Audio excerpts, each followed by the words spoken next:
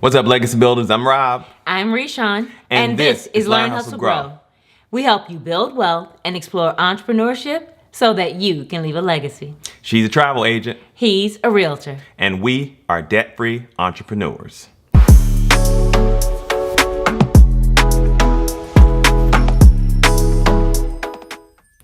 Legacy Builders, in this episode, we are bringing you more on the topic of real estate. Yes. Babe, what's the one thing we said we would do differently if we were starting all over? House hack. We would definitely house hack and start over. And for those of you who don't remember what house hacking is, it is purchasing a property, living in it, and renting out a portion of the rooms or renting out a side of a duplex. We are joined by Andrew Kerr, yes, real estate investor, blogger, and podcaster. Andrew is an expert on the topic of house hacking. Even as real estate investors, we learned a ton from Andrew. So if you're interested in real estate investing or living rent-free, watch all the way to the end. Check it out. All right, guys, we have Andrew Kerr joining us today here at the Learn, Hustle, Grow show. What's up, Andrew? How you doing? Hey, how's it going? Welcome, Great. Andrew. We are so glad to have you. Yeah, thanks. I'm excited to be on. All right, so Andrew, why don't we start by just getting a little bit of your backstory. Tell us about yourself, where you're from, where you are now, and kind of what you're doing. Yeah, so I'll try to keep this pretty brief. Born in California, grew up in North Carolina. My wife and I live in New Orleans. And then growing up, I was the kid in high school that if I liked the class, I got an A. If I didn't like the class, I got a D, and I did just enough to get by.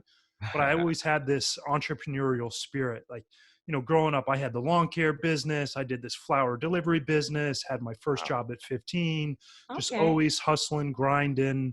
Never did the 4-year degree route, but, spent most of my early 20s, 100% commission job, and just been always sort of hustling through my adult life.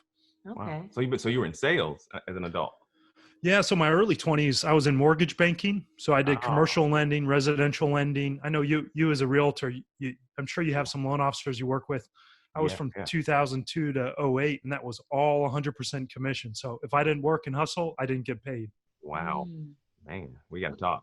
Now, I'd imagine that's also a pretty lucrative business. Whenever you're straight commission, you have some opportunities to really kill it. Yeah, if you're good at it, right? Well, and that's the thing, like, I just liked money, and my view on money changed as I got older, right? Like before it was just, I want money. And now it's like, I like money because what it can do for me and the lifestyle it can give me and the impact I can make. But yeah, at 20, I was able to buy my first house. And I specifically remember when I was 20 years old, the month I closed on my house, my commission check after taxes was 12 grand. It just blew my mind. Wow. And, I was taking my then girlfriend at the time out to eat 4 or 5 days a week, just blew all the money because the commission check was coming the next month. And at that point luckily I bought a house. That was probably the smartest decision I made, but I didn't have that money mindset, that idea of you need to save, you need to invest for the future. And I spent most of my early 20s when I was in mortgage banking, spent every dollar I made. So how old were you when you purchased your first home? 20 years old, and I'm 37 now. So it's Wow. been I was young when I bought it, and it's been quite a while since I did that first property. Your parents must have been proud. Yeah. You had that entrepreneurial spirit as a kid. You started your own business, buying a house. But a lot of parents want to go to college and stuff like that. You got it right, might not be right doing, there. Living up to your potential if you don't go to college, right? Oh man, my mom was still disappointed for probably, till I was in my 30, 31, 32, when I had built up this real estate portfolio. It was always like, life's going to be hard if you don't have that degree. And then, one day she was talking to her friend that was a realtor, and she goes, she says to my mom, you do realize your son owns more property than like 95% of the people in the country. And then all of a sudden my mom was like, this is something I can be proud of. And then she's never brought up college again. So. Okay. So she was figuring it out. So you didn't come from a family that understood real estate investing. No, it's something I learned all on my own. Okay. So tell us a little bit more about that. When did you decide, beyond buying your first home, that you wanted to be a real estate investor? So just for the sake of our viewers, we understand that's how you made your money initially, right? Yeah. Part of it was in my early 20s, I was making really great money in the mortgage industry with all the commission. I wasn't saving it, wasn't investing it, and then went through this big life change, had a bad breakup. I was still making good money, but I sort of hated life and wasn't just happy. And I Mm. had this volunteer trip out to Iowa to go volunteer doing disaster response work. And it just sort of blew my mind where at the end of this 8, 9, 10 hour day, gutting out flooded houses, I was like, man, this feels so good. It feels like I have purpose. Mm. And I left the mortgage industry behind. And then I ended up working in the nonprofit industry. And when I started, I spent 2 months as a volunteer, 2 months with an $800 a month stipend. And then my starting salary was $2,000 a month. So, going Wow. from Yeah. six Big change. figures to $2,000 a month Okay. was Oh, a big change. yeah, yeah. Luckily, I didn't have debt at that point. I wasn't negative, but I also wasn't positive. I was essentially at zero, Okay. net worth wise. And I just realized after a couple years of the nonprofit, getting to my late 20s is I like financial security Hmm. and I want to be able to make a bigger impact. And I love this nonprofit work. And that's what sort of through meeting with some friends and some mentors really developed this real estate investing niche. So, Andrew, when you left to go to the nonprofit, how old were you at that time? Man, I think it was like 26, right in 20. there. Okay, so if you started in real estate at 20 and then you said you were 26 when you went to the nonprofit, where did you stand as far as real estate investments go? How many did you have? And, I was back to zero. I mean, oh, literally, it was this huge life change. I had a okay, Wow. partnership in a mortgage company. okay, My business partner and I weren't getting along. What I ended up doing was walking away from my share of the company. He held, the Wow. debt the company had. I walked away. I sold the property that I oh, had. So I was literally at zero. I okay. didn't have any debt. I never really ran up credit card debt because I was making good money. But Hmm. yeah, literally, it was 2008. That summer when I went to go volunteer, I might have had a couple grand in the bank at the time, 5 grand, maybe 10, Back but at I was zero. essentially, no credit card debt, no real estate. I even gave up the apartment that I was renting at that time. Mm. Wow. Okay. Okay. But at this point, you understood how to purchase real estate, Hmm. and now you're going on to volunteer. Is it still in your mind, or is still a goal for you to own real estate, to be an investor? Where do you go from here now that you are, in the volunteer world? It wasn't it. It probably took about a year and a half, 2 years before it really clicked back in. I had built these relationships with realtors. I, built relationships with insurance agents, appraisers, home inspectors, contractors. And my goal was never to build real estate. It was just this thing that was out there, this skill set that I knew about and had. And I just fell in love with this nonprofit thing. I was doing aid work in places like Haiti, Indonesia, Philippines, Oh, cool. in the US, living in disaster zones, doing fundraising for the nonprofits. But yeah, it was really just at this point where I felt lost with life. And now I found something that I really enjoyed. Mhm. Okay. And I was just sort of this year and a half, 2 years of figuring life out, what I wanted to do, where I wanted to go. And real estate was just this sort of afterthought. I didn't feel like I had this giant skill set or this knowledge base. And it wasn't until I started networking with a couple friends that became mentors that they sort of steered me in this real estate direction. Okay. So let's talk about that. At what point did you decide that real estate could be a business and an opportunity for you to generate revenue? And, what are you doing with it today? Yeah, so it was about 2010 when I ended up doing this second house hack where, I tried renting an apartment and then I was living with some family. But what would happen is because it was a disaster response nonprofit, I would, be home Monday, Tuesday. I would get a call, leave on Wednesday, and not come back for 3 months. Oh, So wow. I Wow. was like, well, there goes 3 months of wasted rent. So I ended up doing a house hack where I lived in one room, rented out the 3 other rooms. It basically covered all of my mortgage cost and let me pocket money. Then I always had a place to call home. Okay. And then, so I did that deal. I went out and bought a second deal and then bought a third one. And then I ran out of cash that I had saved up. And I Okay. went to a friend that I basically said, like, I'm trying to build more real estate, but I know this is a thing, but I'm running out of cash. Like I can't save up money fast enough. So Right. then he started getting me into flipping. He actually was building spec homes and offered to partner with that. I just didn't feel I was had the skill set to take that on. Okay. And then he said, Andrew, who you really need to talk to? He mentioned this other guy, and I was like, oh, why do I want to go talk with him? He's a scientist. He's retired EPA. At that time, he was in his 80s, and he goes, Andrew, Wow. he owns 100 properties. And it just Whoa. blew my mind. So I called him up, and I said, I've known Now you we all want these to talk. years. Yeah. 100 properties. Yeah, changes things. And he was like, oh, but he's such a humble guy. And he spent 40 years, 35, 40 years and retired from the EPA. But the whole time through the late 70s, 80s, 90s, and 2000, he just kept doing deals. And I called him up and I said, I've been doing this real estate thing. I think there's something there. And what he said is, Andrew, come on up on Friday, take 2.5 hours out of your day. We'll take you to have lunch with us at the country club. Mm. And they literally, over 2 hours, here's what we did in the 70s. Here's what we did in the 80s. Here's what we did in the 90s. Here's where we made mistakes. If we could start over, here's how we do it again. And then he was super old school. He literally brought his Rolodex with him. And he Wow. said, start taking pictures of these with your phone or write them down. He gave me his electricians, his plumbers, his Wow. bankers that he used. He essentially Okay. opened up his whole Rolodex for me. He said, you can get screwed over by contractors, so I'm going to give you good ones that are trustworthy. Okay, Andrew. So if someone was starting right now and they wanted to get into house hacking, how would you suggest they go about doing that? Yeah, so I think that's a big place to start. If you want to get into real estate investing, do a house hack. Because if you do a house hack, you learn about buying a property, you learn to deal with contractors, you learn to manage tenants, you learn to find property managers. And worst case, you find out that real estate investing isn't for you. You've still done a house hack and eliminated your housing costs, which lets you have all this extra money to save. And so you can invest other ways. And then if you find out you really like it, it's a great platform to help you go further into real estate investing. And, when I met with that mentor, that's what he said, keep doing this housing thing. He didn't know what house hacking was. I didn't either. He just understood this model that I was doing for myself. He said, keep doing that so your housing costs are really low, and then keep investing more money in real estate. And what he told me is, he said, if we could have started over, we would have done multifamily sooner.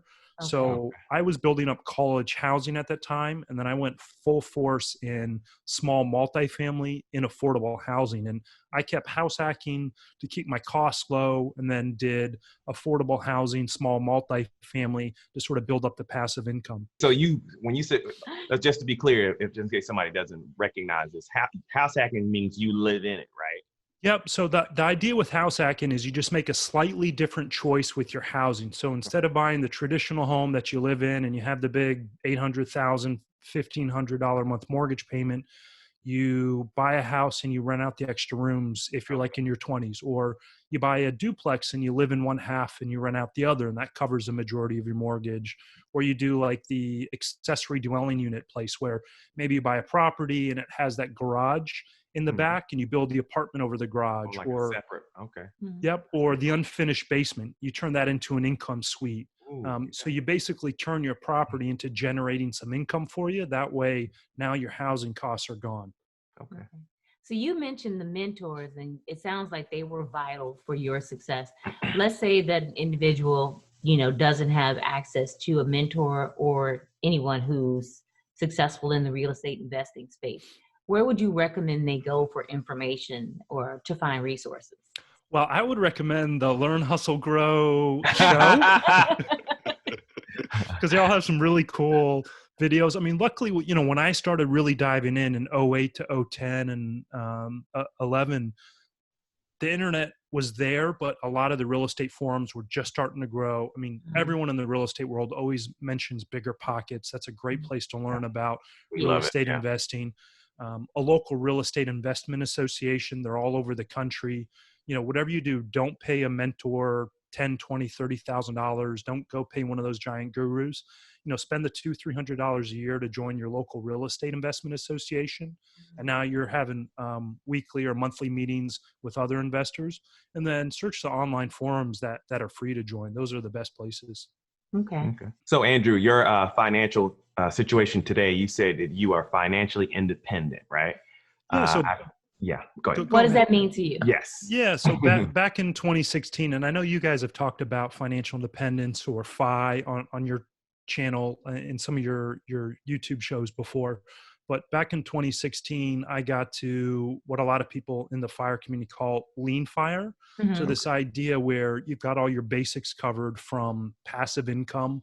You know, some people do it by investing in the stock market, and then you do your safe withdrawal rate, or have passive income from real estate. But the idea was with financial independence is you've got enough outside income coming in where you can leave your W-2 job if you want. And in 2016, I got to where that lean fire was, where if I wanted to stop doing the nonprofit work, I could cover housing costs, I could cover basically my utilities, I could cover basic health care, I could cover automobile, I could food. I wouldn't have, tons of fun money or to do stuff lavishly, but I got to that lean fire. Yeah, kind of And where we are. Sounds familiar. Yeah. yeah, Not living really lavish, but we're able to live without working for anyone else. Right. yeah, and that's where, what lean fire did is it let me keep doing the nonprofit jobs, which traditionally don't pay well, but were so rewarding. Right. And then I had this goal of wanting to get to what some people call fat fire, where you've got more than enough so you can give to charity. I mean, my wife calls me bougie. Like, we love flying business class when we travel internationally. We do a lot Oh, of the it goal. via That doesn't sound like reward lean traveling. to me. One day we will fly business class. Yes. So we do a lot of it now via, the travel and rewards, Mhm. and credit card churning, that sort of thing. But I want that big income so we can help out like the nieces and nephews with college. We can give to Right. charity. We're very comfortable when we go out to eat. We're ordering from the right side of the menu, not the cheap left side of the menu, right? Yeah. We like the steak Specials. and the crab legs, not the chicken on the left side. Yeah. Got it.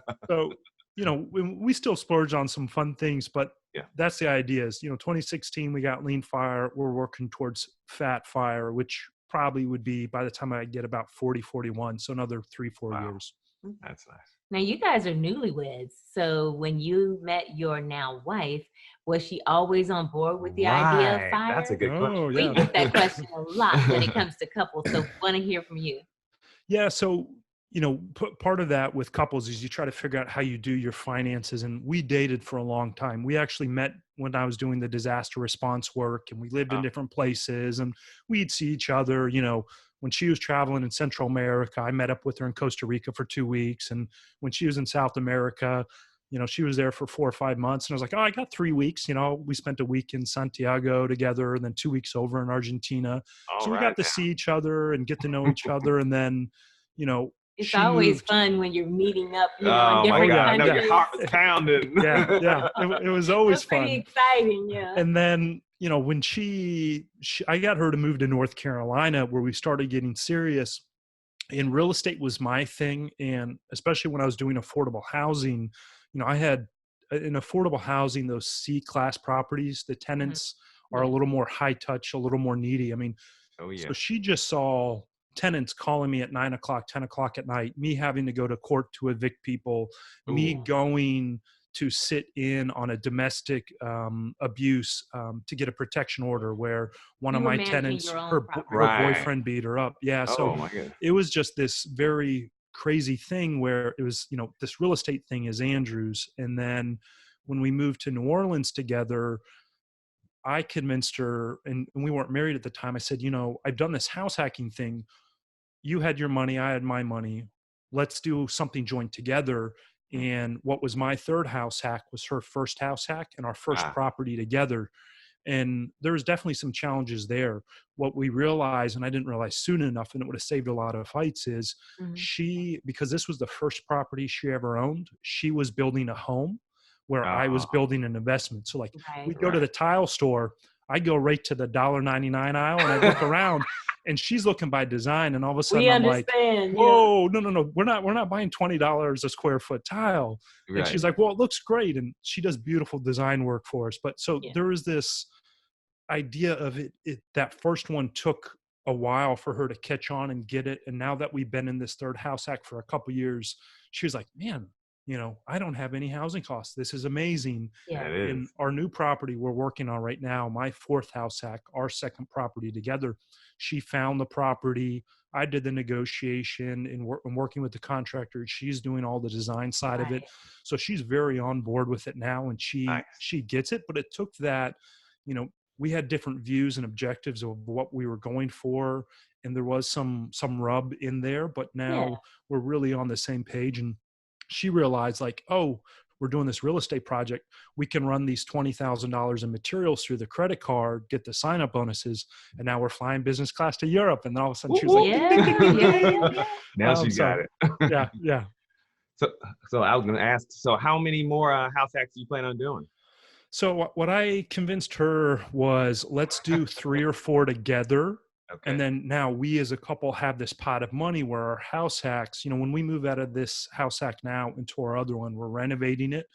This property will give us about $800 to $1,000 a month in passive income. Nice. So if we could do 3 or 4 properties like that, Yeah. now as a couple, she has her money, I have my money, but as a couple, we've got $3-4 grand a month coming in. So Mhm. if we want to go live in Europe for 2 years, we've got 3-4 grand as a couple to cover our housing there, cover our spending there.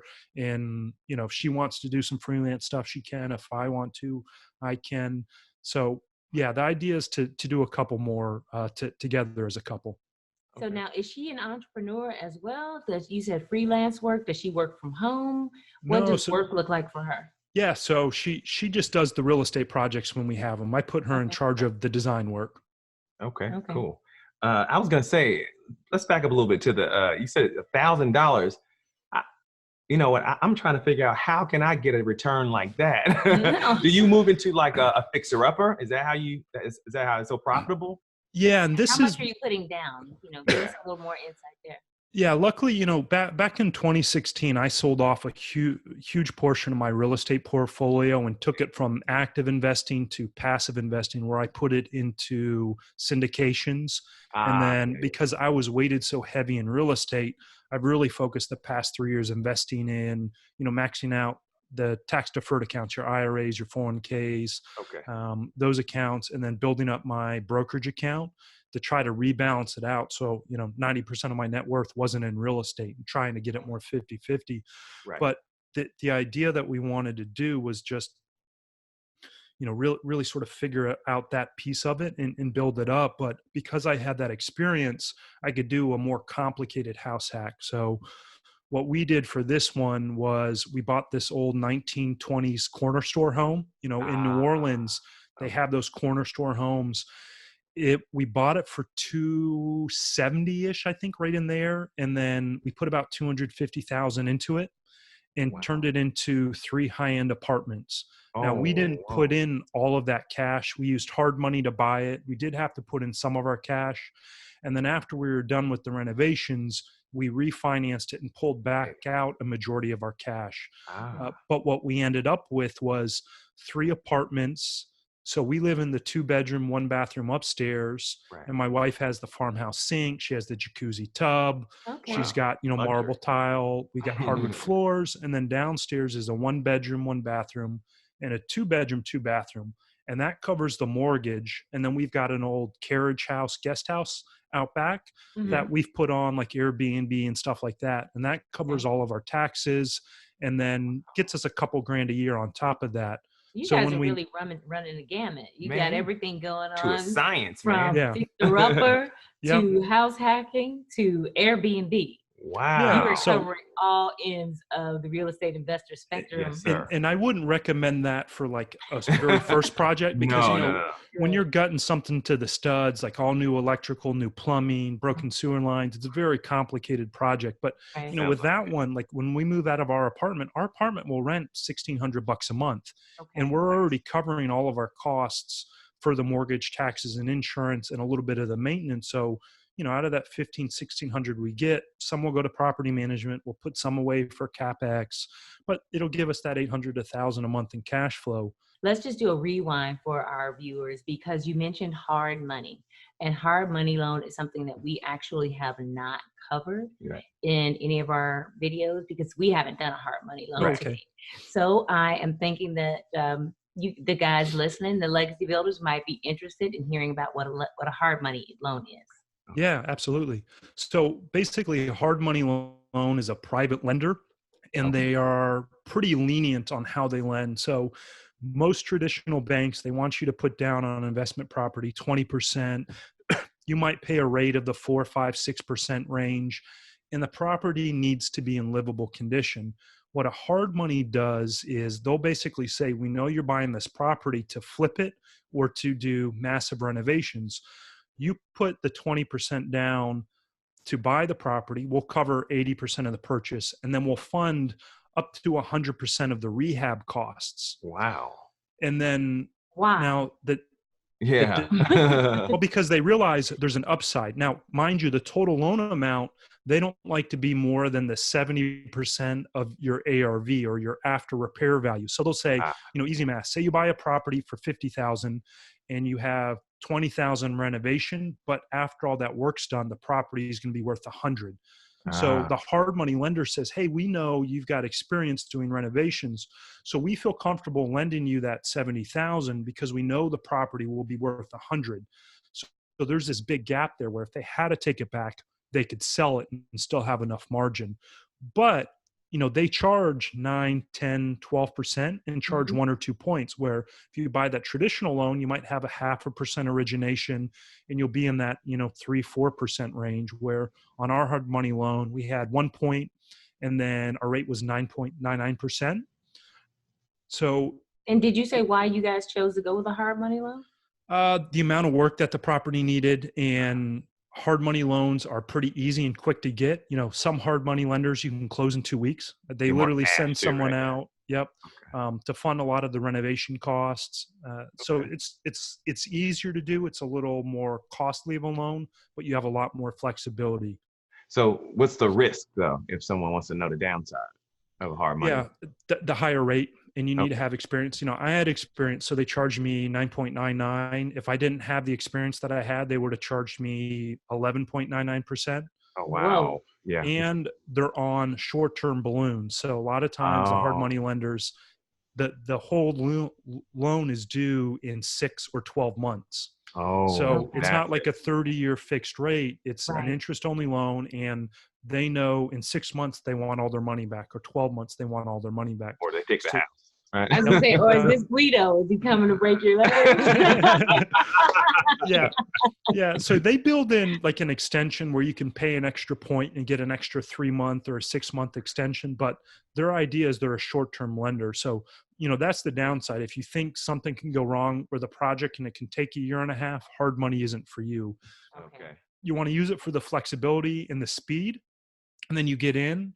And then what we did is we refinanced to a 30-year fixed rate mortgage. And then we did an equity line. That way we pulled out, majority of our cash on the property. Okay. Okay. You mentioned that hard money loans are easy to get. Where do people go? Where would you even look for a hard money loan? Good question. Yeah, so the couple are out there like RCN Capital, Lima One, Lending One, and then if you look in the Bigger Pockets forum, people are always talking about hard money lenders. If you also just Google, hard money lenders, real estate, fix and flip, a lot of them will come up. Luckily, in the past 4 or 5 years, they've come out all over the place now. Okay, so I know you were about to talk about the BRRRR strategy. You want to go ahead and talk about that? You've been using that, right? Yeah, so what I've been doing is combining the BRRRR with a house hack. So it's this buy, rehab, rent, refinance, and then you repeat the process. And what happens is when you do a BRRRR with a house hack, so we use the hard money loan to buy the property, to do a majority of the work on it. Then we moved in, we also rented the lower units, and then we refinanced to a traditional mortgage. We had the equity line and we pulled out a majority of our cash. And then what that did is now it let us have that cash back to go put down on a new property. Ah. And that's what we're working on right now. We just closed on a historic home and we're doing renovations on that. And that's We love the duplex. idea of the historic You make me home. want to move. Yeah. We've always wanted to do a renovation on a historic home. Yeah. Well, it's, let me Sure tell it's you. a lot.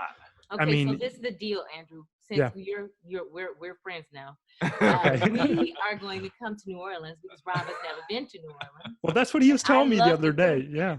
Yeah. We are going to come and check out your project. Yeah. Definitely. And would you let us video a little bit so Yeah, that we can yeah, show the audience kind of your progress now that you've yeah. told us all about it?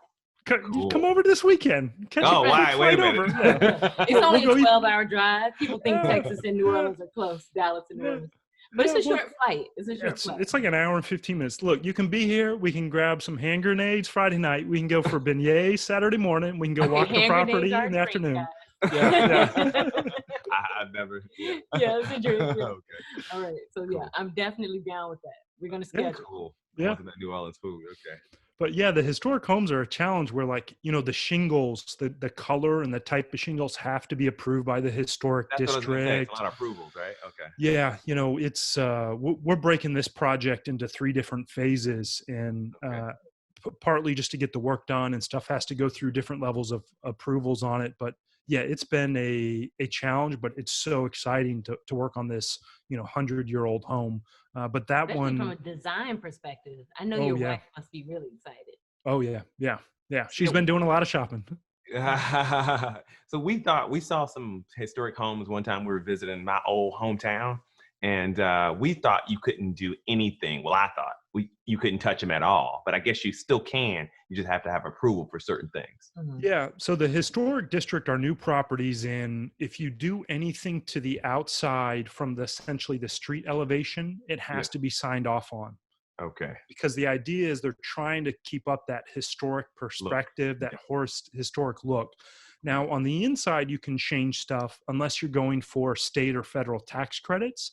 And then if you're applying for the tax credits for the historic renovation, they are more strict on what you do. And usually those first 2 rooms in a house, you're not allowed to really touch. They need to be restored exactly like they are. Ah, So there's some restrictions on that side. But yeah, part of it is the cost to do stuff's a little bit more, but historic homes, usually go for 10 or 15% more than a traditional home. right.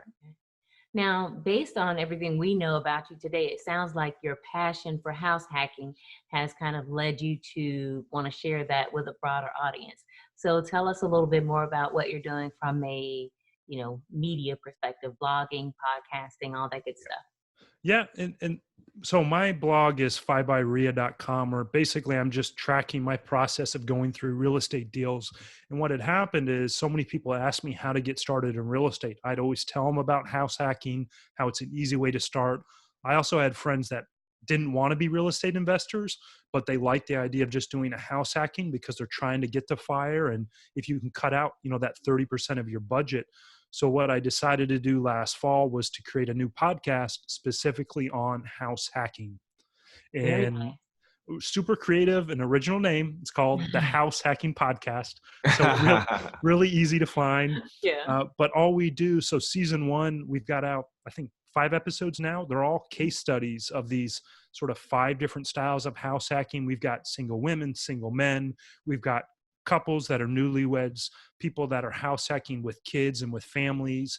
Basically, anytime I ever heard someone say, I can't house hack because of A, B, or C, I found a case Okay. study of someone doing that. So we sort of, all the episodes walk through people that are doing a house hack. You hear their journey, the financing, how it's been working out, how they manage their tenant, and how it's sort of changing their financial picture.